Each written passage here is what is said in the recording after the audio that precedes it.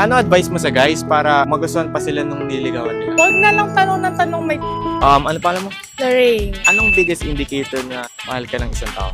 For me, siguro pag natatrato na ako ng tama, doon ko na-realize na na mahal niya na talaga ako kapag natitreat niya na ako kung paano ko gusto matreat ng isang guy. Nabibigay niya na yung gusto kong love language, kung nabibigay niya ng hindi nagmumukha na demanding ako ganun or masyado akong needy.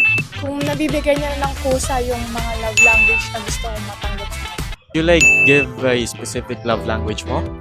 Siguro acts of service. Acts of service? Acts of service, quality time. Trip mo ba yung princess treatment?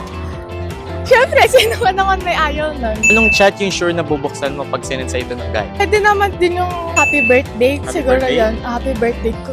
Na-reply ko lang naman ng thank you, gano'n. Memes, do you like memes?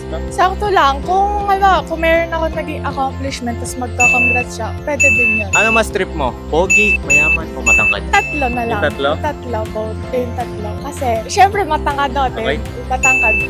Ay, acceptable naman yan. Tapos sa mayaman, wala lang. Kasi, parang naniniwala ako na di ka dapat papasok sa isang relationship kung hindi ka financially stable. Tapos sa wala lang. Pogi. Pag pogi, goods din. Paano kung like, wala sa tatlo pero he's funny, you're funny then? Do you like him? Kung magkiklik naman yung personality namin, pwede naman siguro na magugustuhan ko din naman siya. Paano Basta kung- magkiklik yung personality namin. Basta magkiklik yung personality niyo. Paano kung he's funny but he's shorter than you? Siguro magdadalawang isip mo na ako na Saan ang perfect dating spot para sa'yo? coffee date. Coffee date? O kaya museum date. See you? Pag coffee date, parang doon kayo magkakaroon ng quality time to get to know each other. Kasi syempre kayo lang dalawa. Kasi sa museum date, parang maganda lang yung mga arts, ganun. Arts, you like history, no?